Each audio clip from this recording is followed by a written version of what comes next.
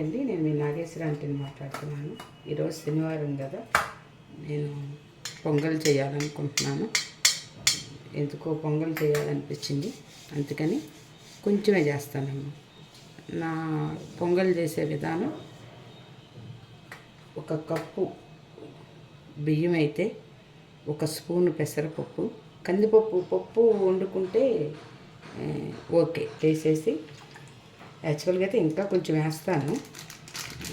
పాలు ఎన్ని వేస్తే అంత బాగుంటుంది అని మా అత్తయ్య అనేది. ఎక్కువ నా వంట మా అత్తయ్యదేనండి. నేను చిన్నప్పుడు నుంచి హాస్టల్లో ఉన్నాను, అమ్మ దగ్గర వంట తక్కువేను, అత్తయ్యదే నేర్చుకున్నాను. జాయింట్ ఫ్యామిలీలో ఉండేవాళ్ళం కదా.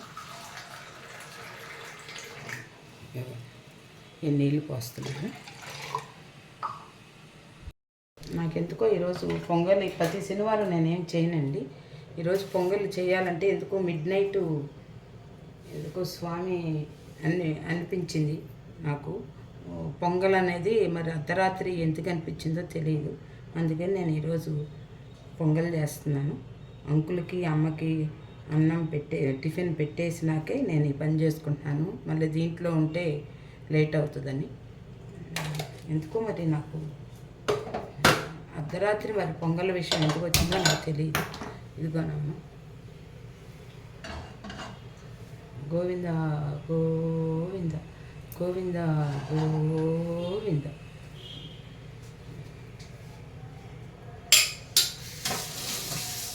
బియ్యం 2 గంటల ముందే నానబెట్టుకున్నాను, కొత్త బియ్యం అమ్మ.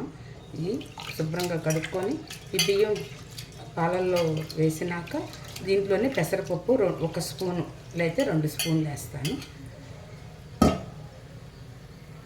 ఇదిగోండి, బెల్లం కూడా తీసి పక్కన పెట్టుకుంటాను. 1 కప్పుకి కప్పున్నర 2 కప్పులు, నేను అటు ఇటు కాకుండా కప్పు ముప్పావు వేస్తున్నాను. ఇది నల్ల బెల్లం అండి. ఏంది ఇట్లా ఉంది అనుకోవచ్చు, నల్ల బెల్లము. కేజీ రేటు ఎక్కువే, బాగా ఎక్కువే తీసుకొచ్చాను, కానీ వేస్ట్ అండి. దాంట్లో నిజంగానే అంత ఏమి ఉండదు. పూలు వస్తుంది. గోవింద గోవింద గోవింద గోవింద గోవింద గోవింద.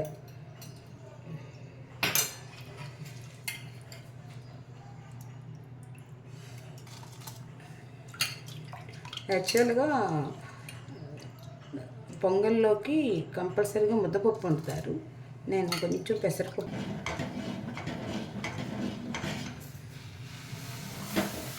అది గోవింద గోవింద. అందుకని అమ్మ నేను పొంగిద్దామని అట్ట పెట్టాను. ఇంకొకసారి కదిలిద్దామండి.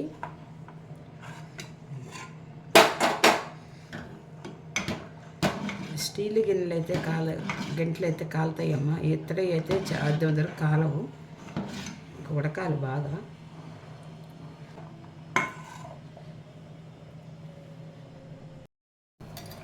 జీడిపప్పును కిస్మిస్ వేయించుకుందామండి. నెయ్యి వేసుకొని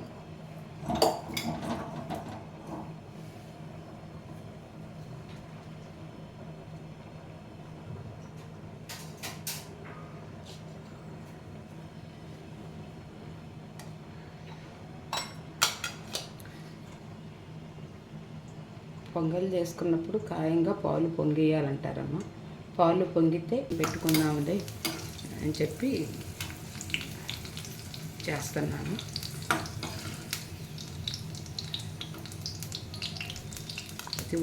ప్రతి వారమే చేయను. పండగలప్పుడు, ఏదైనా శుభ కార్యక్రమాలప్పుడు చేస్తాను. సరే,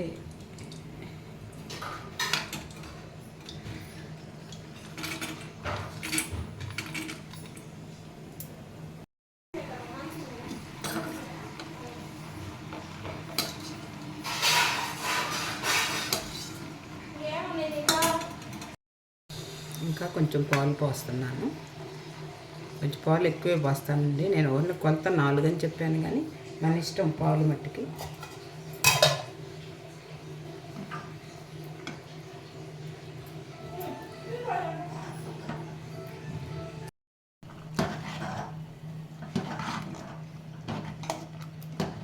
ఇంకా కొంచెం పాలు పోసాను నేను.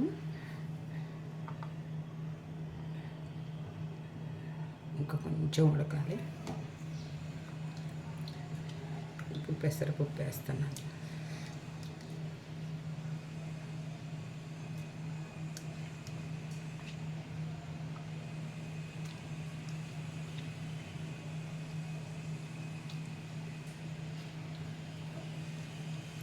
తిరుమలకొండ వెళితే నిజంగానే మనకి ఒక అద్భుతమైన ప్రదేశానికి వెళ్ళినట్టు మనశ్శాంతిగా ఉంటుందండి. నాకైతే కనుక అట్లానే అనిపిస్తుంది. ఎన్నిసార్లు వెళ్ళినా చూడాలి. వెళ్ళేటప్పుడు అమ్మో అంత రద్దీగా ఉందని అనుకుంటాము.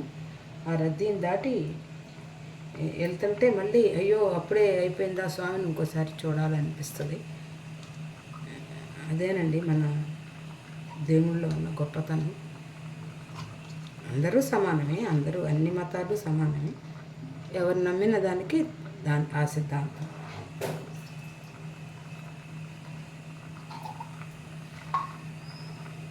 సిమ్లో పెట్టి కొంచెం ఉడకని.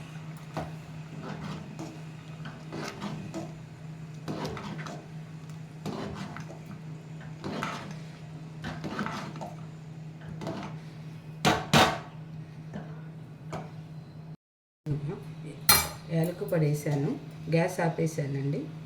కొంచెం నెయ్యి వేసాను. వీడియో ఆన్ చేశాను అనుకున్నాను, ఆన్ చేయలేదు. నెయ్యి వేసాను, యాలకు పడేసాను. బెల్లం, ఆర్గానిక్ బెల్లానికి మంట ఉండకూడదు, లేకపోతే ఇరిగిపోతాయి. బెల్లం వేసి ఇట్లా మూత పెట్టాను. ఒక 5 నిమిషాలు ఇదిగమ్మా బెల్లం వేసాను కదా, అది మళ్ళీ కొంచెం నెయ్యి వేసాను. ఆంటీ ఎంత నెయ్యి వేస్తున్నా కదా, దేంట్లో ఏది వేయాలో వేస్తేనే అది రుచి. మా లక్ష్మి వచ్చింది. ఇప్పుడు నేను దేవుడి దగ్గర పెట్టకముందు నేను లక్ష్మి పాయసం పెట్టను, మరి ఏం చేసిద్దో అన్నట్టు. ఇది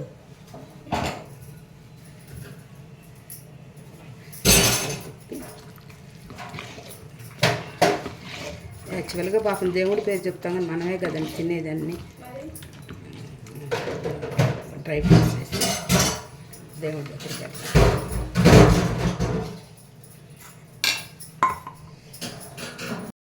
ఇదిగోండి స్వామికి పెడుతున్నాను.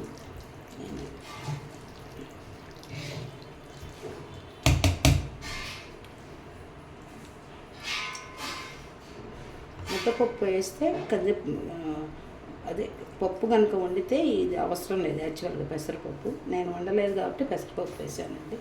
ఇదిగోండి. ఇంకా ఇది కనుక మీకు నచ్చితే లైక్ చేయండి, షేర్ చేయండి, సబ్స్క్రైబ్ చేయండి. నేను దేవుణ్ణి చూపించాలనుకోవట్లేదు. నమస్తే అండి, మీ నాగేశ్వర.